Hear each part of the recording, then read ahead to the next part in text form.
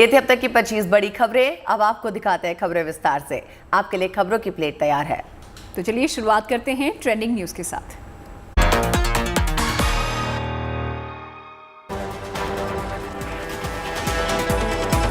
कश्मीरी पंडित राहुल भट्ट की हत्या पर शहर शहर में विरोध प्रदर्शन। उनके घर पहुंचे नेताओं को लेकर भी लोगों में आक्रोश। आज अतिक्रमण के खिलाफ दिल्ली में फिर से बोल रहा है बुलडोजर। एमसीडी के इस एक्शन पे सियासत भी गर्म। भारतीय वायुसेना की बढ़ी ताकत। सुखोई 30 MKI से नए ब्रह्मोस का सफल परीक्षण। सटीक निशाने पर वार। चीन से मुकाबले की तैयारी। सीमा पे ड्रैगन की चालाकी स्कैन करेगा स्वाति रेडार। 2018 में हो चुका है सफल ट्रायल। पहाड़ों पर मुश्किल में फंसी जान। उत्तरकाशी और बागेश्वर में देवदूत बनकर पहुंचे जवान।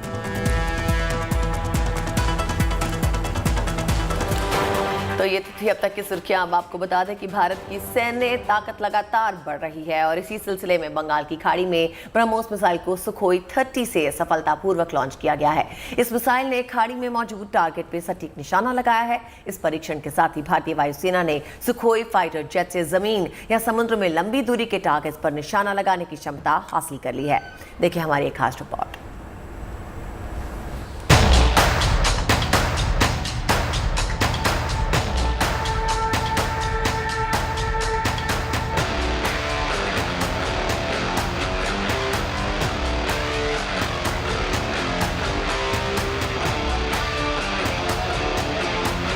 एक तरफ सुखोई की रफ्तार तो दूसरी ओर ब्रह्मोस का प्रहार।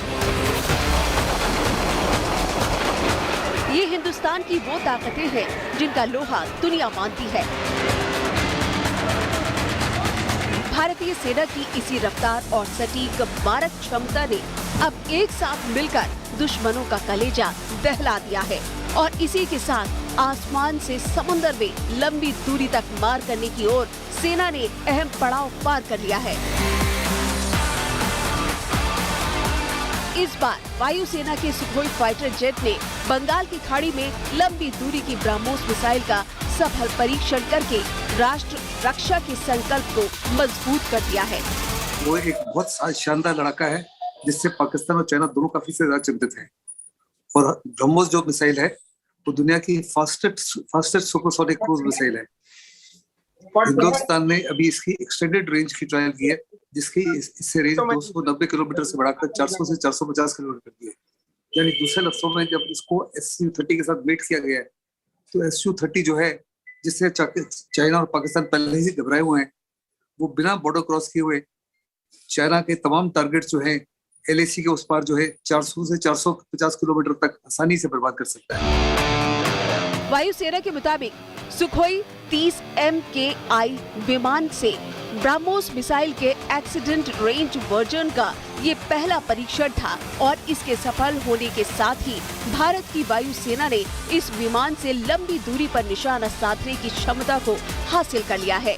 भारत की ये कामयाबी इसलिए भी अहम है क्योंकि ब्रह्मोस मिसाइल की गिनती दुनिया की सबसे खतरनाक मिसाइलों में होती है और ये मिसाइल 4300 किलोमीटर प्रति घंटा की रफ्तार से दुश्मन का काम तमाम कर सकती है।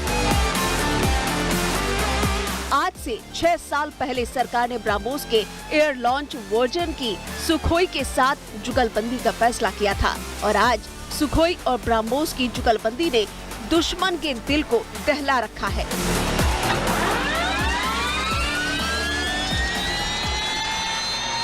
विद द ब्रह्मोस एक किस्म से बहुत बड़ा गेम चेंजर है हिंदुस्तान के लिए और आने वाले समय में इसको हम हाइपरसोनिक भी बनाने जा रहे हैं। अभी तो इसकी स्पीड है 2.8 times the speed of sound. हमारी कोशिश है कि इसकी स्पीड को बढ़ा के 5 times the speed of sound किया जाए। उस समय इसकी रेंज हो जाएगी 700 किलोमीटर से 1000 किलोमीटर हो जाएगी। ऐसे में ये दुनिया का सबसे बेहतरीन वेपन सिस्टम हो जाएगा और चाइना और पाकिस्तान को दोनों को बहुत ही ज्यादा खतरा होगा। जहां तक पाकिस्तान का ताल्लुक है, बिना बॉर्डर क्रॉस किए हम पाकिस्तान के तमाम एरिया में पूरे डेप्थ तक हर प्रकार के जो मिलिट्री इंस्टॉलेशन है उसको आसानी से बर्बाद कर सकेंगे। सुखोई और ब्रह्मोस के साथ आने का मतलब क्या है, इसे समझने के लिए सुखोई और ब्रह्मोस की अलग अलग ताकत को समझना बेहद अहम है। ब्रह्मोस दुनिया की ऐसी इकलौती मिसाइल है जिसे जल, थल और वायु तीनों जगहों से लॉन्च किया जा सकता है। यही नहीं, ये मिसाइल वॉरशिप के अलावा सबमरीन, फाइटर जेट और मोबाइल लॉन्चर कहीं से भी दागी जा सकती है। वहीं सुखोई 30 MKI की बात की जाए तो इसकी मारक क्षमता 3000 किलोमीटर के करीब है। इसके अलावा उड़ान के दौरान ही सुखोई 300 फ्यूल भर सकता है। करीब 12 टन तक इस फाइटर प्लेन में युद्ध सामग्री को लोड किया जा सकता है। फिलहाल सुखोई की रफ्तार और ब्रह्मोस के प्रहार ने मिलकर भारतीय सेना को रक्षा का वो कवच दे दिया है जिसे दुश्मनों का काल बताया जा रहा है। भारत ने हाल के सालों में अपने सैन्य क्षमता को न सिर्फ मजबूत किया है बल्कि दुश्मनों की ताकत और उनकी कमजोरी को भांपकर व्यापक रणनीति पर भी काम किया है। फिलहाल बंगाल की खाड़ी में सुखोई की रफ्तार और ब्रह्मोस की इस सफल परीक्षण से दुश्मनों में खलबली मची है।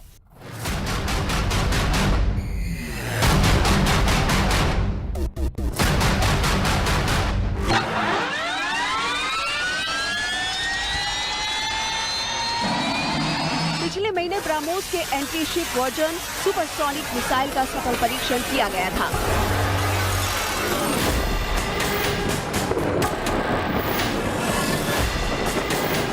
भारतीय सेना ने बताया था कि इसका परीक्षण अंडमान निकोबार कमांड में किया गया है और इसके अलावा 19 अप्रैल को भी वायुसेना ने सुखोई से ही ईस्टर्न सी बोर्ड में ब्रह्मोस का सफल परीक्षण किया था। इतना ही नहीं, इसी साल मार्च के महीने में एक मिसाइल का परीक्षण किया गया जो कि हिंद महासागर में तैनात की जाएगी। कुल मिलाकर दुश्मनों के खिलाफ भारतीय सेना की रणनीति एकदम तैयार है। दिल्ली से मंजीत नेगी के साथ bureau report, good news today.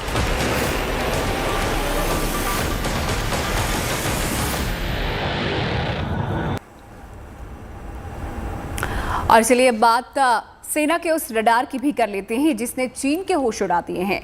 चीन के साथ सीमा विवाद के बीच भारतीय सेना ने अपनी उत्तरी सीमा पर हथियार खोजने वाले रडार खरीदने का फैसला किया है और सेना ने हथियार खोजने वाले radar 12 made in India Swati खरीदने के लिए रक्षा मंत्रालय को एक प्रस्ताव भी भेज दिया है। अब क्या है स्वाति की ताकत? इस फैसले के बाद चीन क्यों डरा हुआ है, दिखाते हैं आपको इस रिपोर्ट में।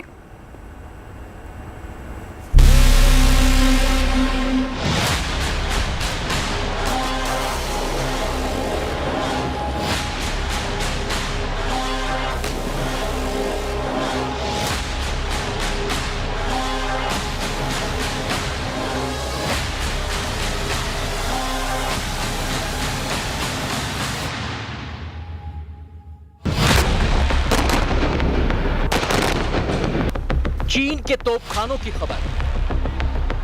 चीनी फौज पीएलए के मोर्टार राउंड पर नजर। चीन के रॉकेट और रॉकेट लॉन्चर की सटीक जानकारी।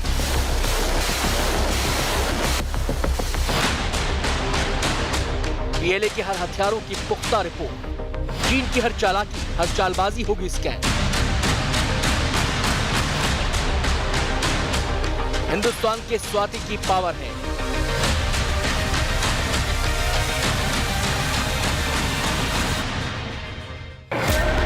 रडार नहीं, जिनपिंग ब्रिगेड की एक एक रणनीति को डिकोड करने वाला वो हथियार है जिसकी सूचना बिल्कुल सटीक होती है। चीन के साथ सीमा विवाद के बीच भारतीय सेना ने अपनी उत्तरी सीमा पर हथियार खोजने वाले रडार खरीदने का फैसला किया है।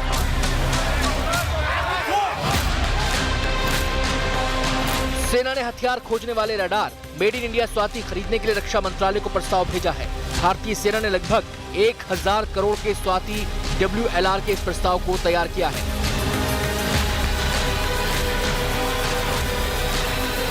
मेड इन इंडिया स्वाति से सेना की चीनी बॉर्डर पर ताकत और बढ़ेगी।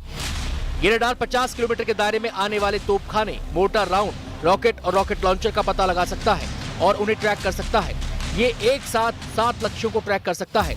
रडार सिस्टम को फायर सिस्टम से जोड़ देने पर सीमा पर होने वाली फायरिंग की जानकारी के साथ ऑटोमेटिक मुंहतोड़ जवाब भी दिया जा सकता है।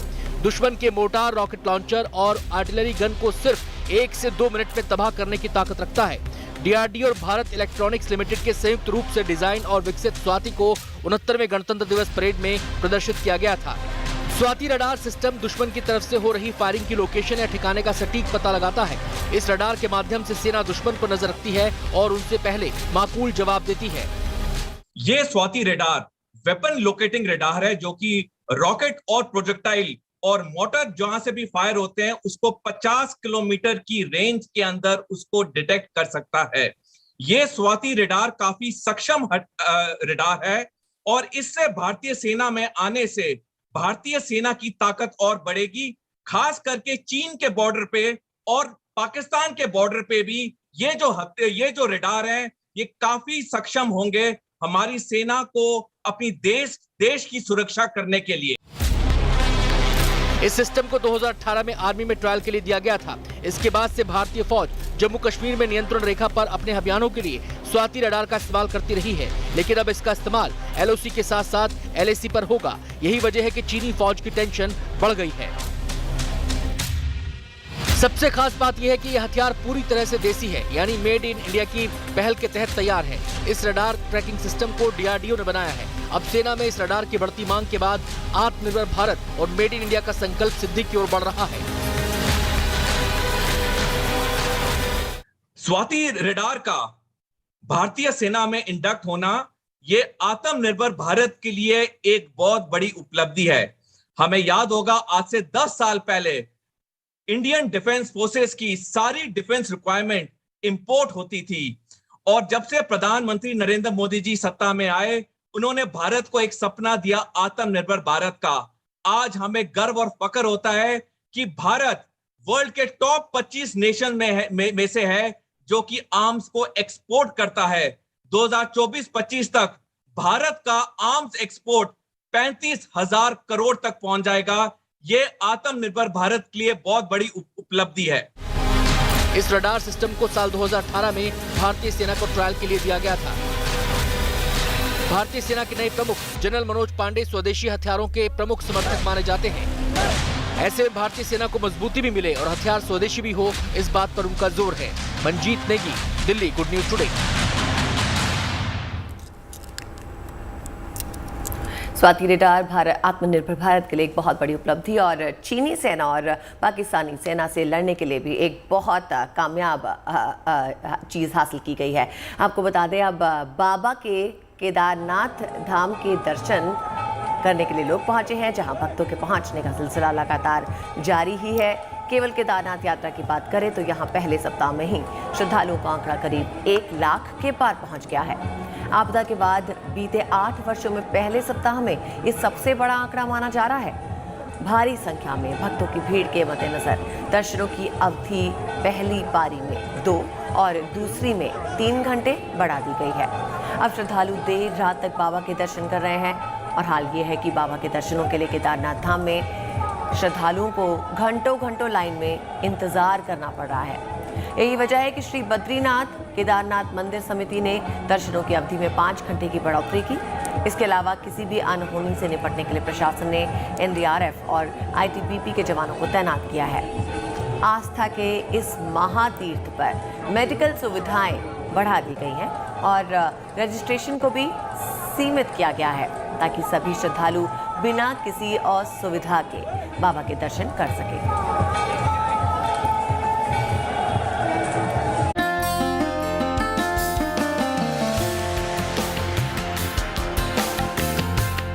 बाबा केदार के दर पर इस साल खूब रौनक जमी है।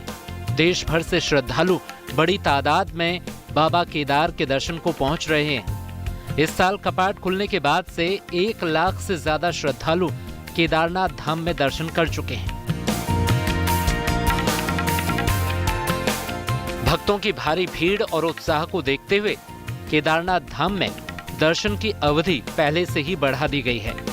अब भक्तों की भीड़ को देखते हुए स्वास्थ्य सुविधाओं पर भी खासा जोर दिया जा रहा है। पिछले साल से हमारे चिकित्सा विभाग ने ज़्यादा सुविधाएं उपलब्ध कराई हैं और निरंतर वहां सीनियर अधिकारियों की टीम भेजी जा रही हैं, डॉक्टरों की टीम भेजी जा रही हैं, जो और निरीक्षण कर रहे हैं कि अगर कहीं और किसी किसी चीज़ की आवश्यकता है और बेहतर मेडिकल सुविधाओं की आवश्यकता है तो वो भी उपलब्ध कराई जाएं ताकि जितने भी तीर्थ यात्री हैं वो अच्छी तरह यात्रा कर सकें। चार धाम की यात्रा पर निकले श्रद्धालुओं की हर सुविधा का ख्याल रखा जा रहा है ताकि यात्रा महफूज रहे, सुरक्षित रहे। इसके लिए यात्रा मार्ग पर विशेष तौर पर एनडीआरएफ और आईटीबीपी के जवान तैनात किए गए हैं, जो श्रद्धालुओं की आवाजाही पर नजर रखेंगे।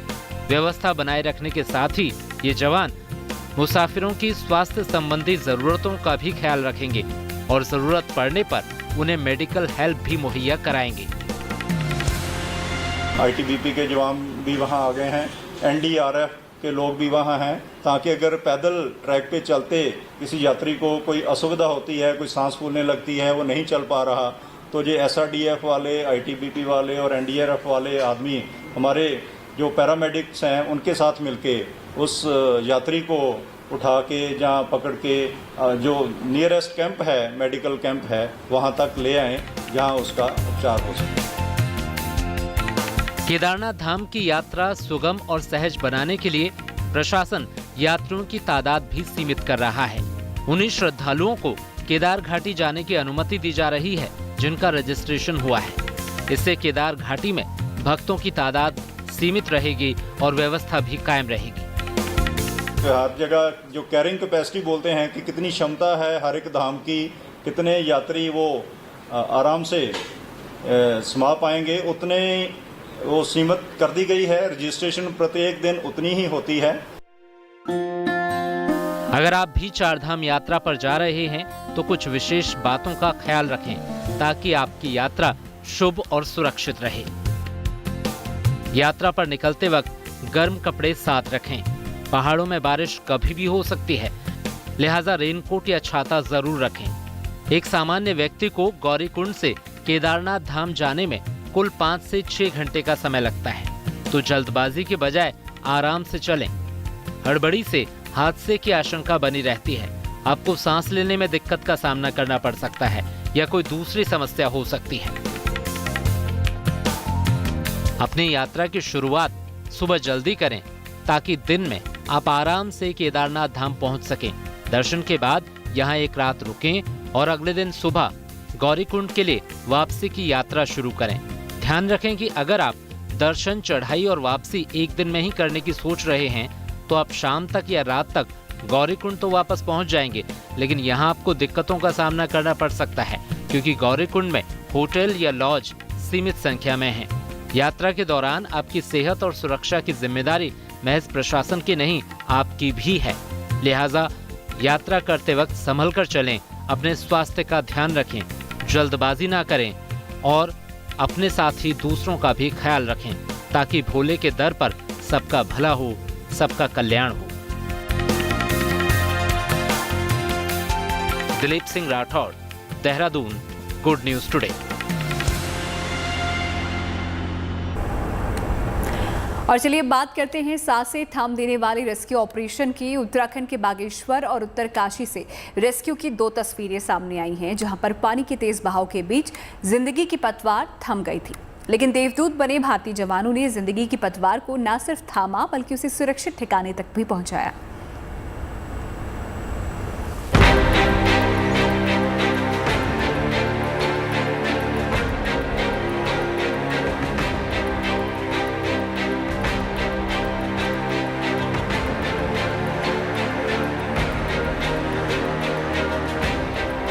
कहते हैं डूबते को तिनके का सहारा ही काफी होता है, लेकिन जहां एक तिनके की भी उम्मीद ना हो वहां भारतीय जवान मदद के लिए हमेशा मौजूद रहते हैं। पानी के तेज बहाव के दरमियान फंसी जिंदगी की डोर को सुलझाने के लिए पुलिस और फायर विभाग के जवान एक बार फिर फरिश्ते की तरह आगे आए।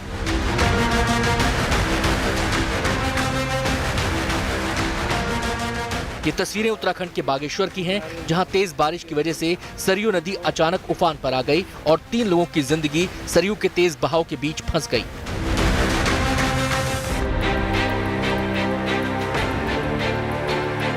जब गुजरता हुआ हर पल भारी था, तब मदद के लिए टीम वहां पहुंची और जिंदगी बचाने की मुहिम शुरू हो गई। तस्वीरों में आप देख सकते हैं कैसे तेज बहाव के बीच एक रस्सी के सहारे 2 लोगों को बचाने की कोशिश की जा रही है। रस्सी के सहारे तीनों लोगों को पुलिस और फायर विभाग की टीम ने तेज बहाव के बीच किनारे तक पहुंचाया और जिंदगी को बचाया। ऐसी ही कुछ तस्वीरें उत्तरकाशी से भी आई हैं, जहां देवदूत बने कुछ जवानों ने रात के अंधेरे को भी दरकिनार कर दिया।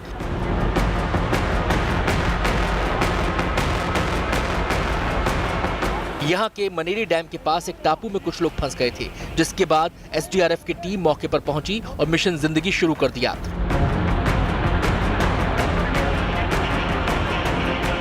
हालांकि उस वक्त अंधेरा हो चुका था और जिंदगी की जंग मुश्किल हो गई थी, लेकिन इसके बावजूद एसडीआरएफ की टीम ने तुरंत रेस्क्यू का काम शुरू कर दिया और रस्सियों की मदद से रिवर क्रॉसिंग पुल बनाकर सभी को सुरक्षित बाहर निकाल लिया। फिलहाल जिंदगी और मौत की इस जंग में जीत जिंदगी की हुई। सभी मजदूर सुरक्षित निकाल लिए गए और एक बार फिर भारतीय जवानों ने फरिश्ता बनकर मिशन जिंदगी को अंजाम दिया। बागेश्वर से जगदीश पांडे के साथ उत्तरकाशी से ओंकार बहुगुणा, गुड न्यूज टुडे।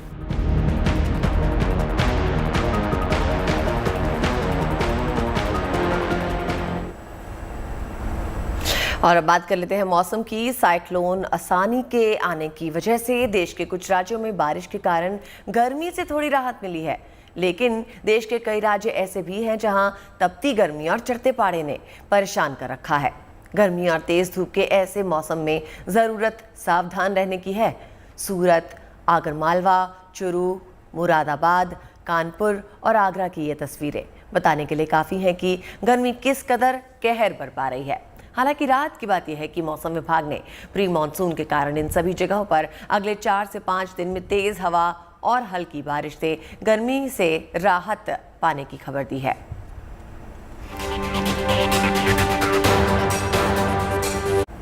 उत्तर भारत में चढ़ते पारे की तस्वीरें हमने आपको दिखाई, लेकिन इसी बीच अच्छी खबर यह है कि इस साल मानसून थोड़ा जल्दी दस्तक दे सकता है।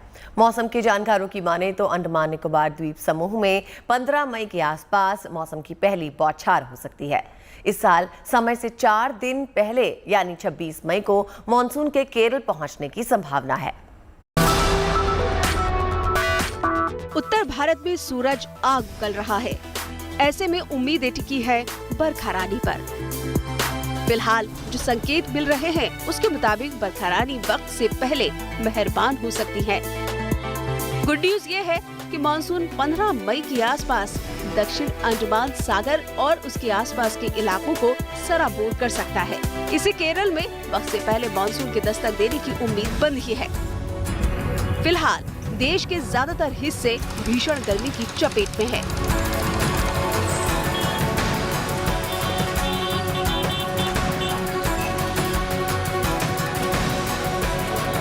हाल फिलहाल राहत की कोई उम्मीद नहीं है, लेकिन आसानी तूफान की वजह से उत्तर भारत के मौसम में हल्का फुल्का बदलाव दिख सकता है। 13-14 दिल्ली, हरियाणा, पंजाब में गर्मी बनी रहेगी।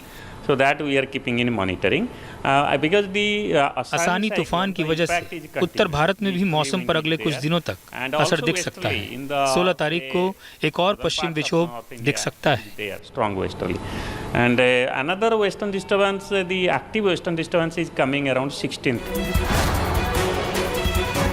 शुभ समाचार ये है कि इस साल केरल में मानसून जल्द दस्तक दे सकता है। अमूमन केरल में मानसून 1 जून को पहुंचता है, लेकिन अब इसके 1 हफ्ता पहले पहुंचने का अनुमान लगाया जा रहा है। आसानी साइक्लोन की वजह से मौसम में आए बदलाव की वजह से मध्य प्रदेश में भी मानसून वक्त से पहले दस्तक दे सकता है। यानी इस साल बरखा रानी आपको इंतजार कम करने का मन बना चुकी है। किसानों के लिए गुड न्यूज ये है कि इस साल भी मौसम विज्ञानी सामान्य मानसून की संभावना जता रहे हैं। यानी बेशक इस वक्त मौसम थोड़ा बेरहम है, लेकिन इस बार आपका इंतजार लंबा नहीं होगा। सूरज की तपिश से बचाने, गर्मी की चुभन से बचाने बादलों का रेला जल्द ही डेरा डालेगा और गर्मी छू मंतर कर देगा। Bureau report, good news today.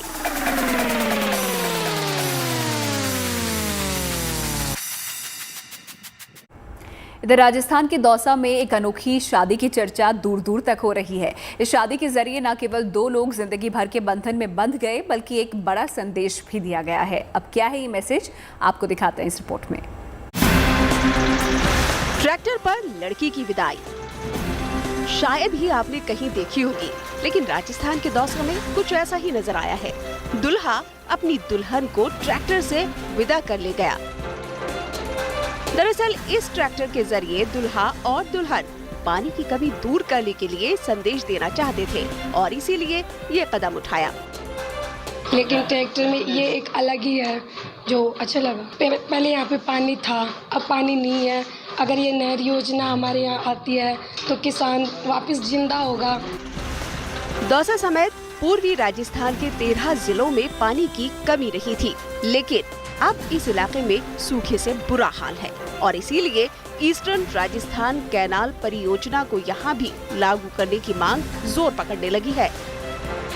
13 जिलों की सबसे बड़ी समस्या है, गंभीर समस्या है। उसके प्रति एक योजना है ERCP, उसको राष्ट्रीय योजना घोषित करवाने के लिए एक जागरूकता अभियान, एक मैसेज हम देना चाहते हैं। तो इसलिए हमने ये ट्रैक्टर के माध्यम से हमें बारात लेकर यहाँ पहुँचे हैं। पानी को अपने गांव तक लाने के लिए ये कोशिश कितनी कामयाब होगी ये तो वक्त बताएगा, लेकिन अपनी शादी के जरिए उनको जो संदेश सरकार और प्रशासन दोनों तक पहुंचाना था, उसमें शायद वो सफल होते दिखाई दे रहे हैं। दौसा से संदीप मीणा के साथ bureau report, good news today. और अब आपको एक और अनोखी शादी दिखाते हैं। यहाँ भी दूल्हा ट्रैक्टर पे बारात लेके निकला है अपनी दुल्हन लेने के लिए। सोशल मीडिया पे इस अनोखी बारात का वीडियो खूब वायरल हो रहा है। ये वीडियो 3 मई का है। दरअसल दूल्हा अपनी शादी को यादगार बनाने के लिए कुछ अलग करना चाहता था, तो उसने सोचा क्यों ना वो एक किसान का बेटा होते हुए अपनी बारात ट्रैक्टर पर लेकर जाए। ट्रैक्टर भी उसने खुद ही चलाया बारात लेकर।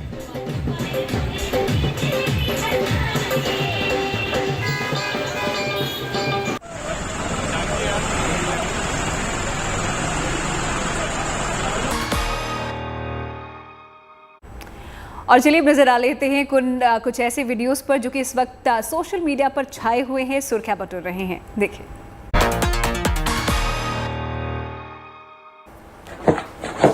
सोशल मीडिया पे डॉग और एक नन्ही बच्ची की मस्ती का वीडियो वायरल हो रहा है। वीडियो में रेड कलर की ड्रेस पहने बच्ची सोफे पे चढ़ने की कोशिश करती है। उसका डॉग भी ठीक उसी तरह सोफे पे चढ़ने की कोशिश करता नजर आ रहा है।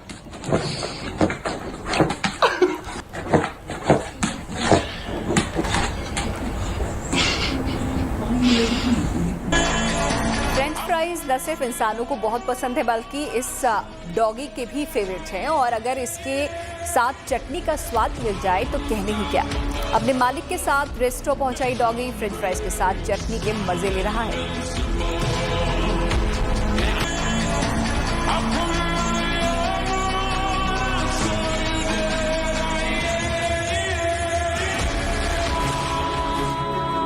एक ऊंट वैसे तो रेगिस्तान का जहाज कहा जाता है, लेकिन इस वायरल वीडियो में इस ऊंट की चाल लोगों को हैरान कर रही है।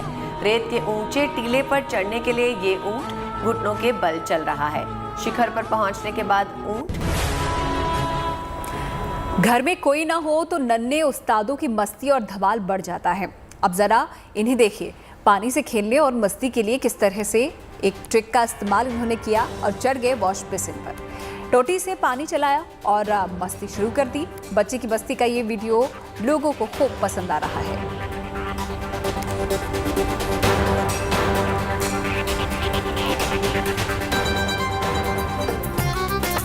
अब इन्हें देखिए, जब हाथ से मोबाइल स्क्रॉल करके थक गए तो जनाब ने पैरों के अंगूठे का इस्तेमाल शुरू कर दिया।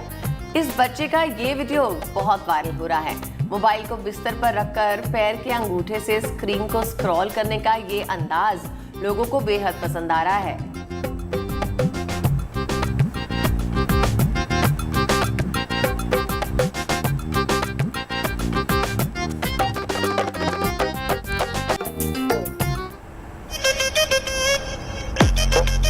अब जरा इनसे मिलिए। टीवी पर चल रहे गाने की स्टेप फॉलो ये कर रहे हैं। नन्ही बच्ची का ये वीडियो वायरल है और बच्ची के डांस स्टेप लोगों को खूब भा रहे हैं। गाने के म्यूजिक के हिसाब से ये नन्ही बच्ची डांस कर रही है। और अब बात करेंगे कांग्रेस की, जिसका उदयपुर में आज से चिंतन शिविर शुरू हो रहा है और इसके लिए राहुल गांधी, प्रियंका गांधी समेत तमाम बड़े नेता उदयपुर पहुंचना शुरू हो चुके हैं। सुबह सवेरे राहुल गांधी ट्रेन से उदयपुर पहुंचे और इसके अलावा कांग्रेस के लगभग 84 बड़े नेता उनके साथ उदयपुर में ही इस वक्त मौजूद हैं। उदयपुर में कांग्रेस कार्यकर्ताओं में काफी उत्साह भी देखा गया। नेताओं के लिए सांस्कृतिक कार्यक्रम का आयोजन भी हुआ और साथ ही रेलवे स्टेशन पर राहुल और अन्य नेताओं के स्वागत के लिए कार्यकर्ता ढोल नगाड़ों के साथ पहुंचे। प्रियंका गांधी का भी इस दौरान फूलमाला पहनाकर स्वागत किया गया। अब चाय का शौकीन कौन नहीं होता। अक्सर चाय के होटल्स पे भीड़ तो दिखाई देती है, लेकिन क्या कभी आपने सुना है कि जिस कप से आप चाय की चुस्कियां ले रहे हैं आप उसे खा भी सकते हैं? हैरान होने की ज़रूरत नहीं, हम आपको ऐसे ही एक होटल पे लिए जा रहे हैं जहां चाय पीने के बाद आप कप को खा सकते हैं।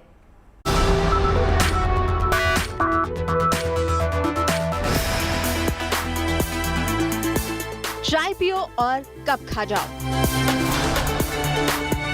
चाय पीने के बाद कप फेंकना नहीं है, बल्कि इसे खाना है।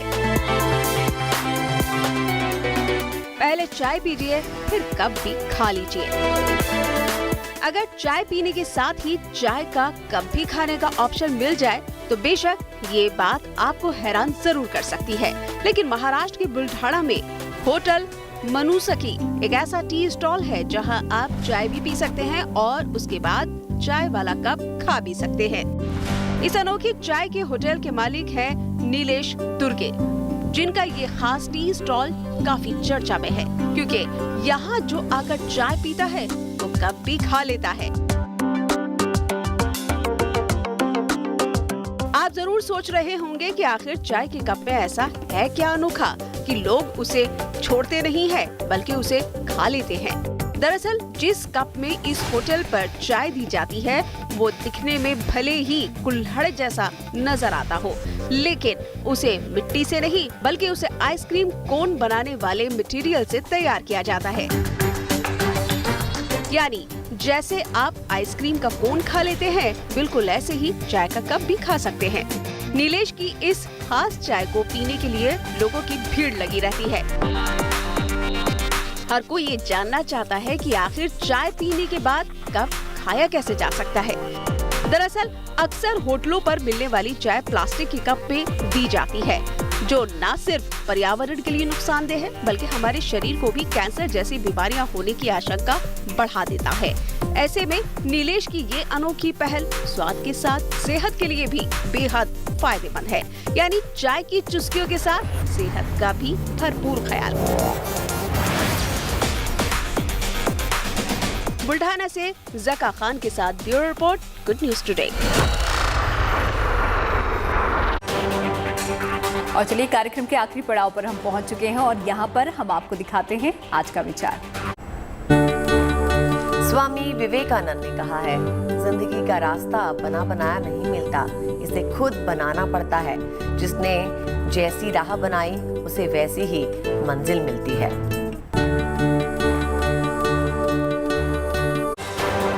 उम्मीद करते खबरों के इस लंच टाइम में आपको पेट भर जानकारियां मिल गई होंगी। इसी के साथ हमें आप दीजिए इजाजत, लेकिन फिर होगी आपसे मुलाकात लंच प्लेटर के साथ। तब तक के लिए देखते रहिए गुड न्यूज टुडे।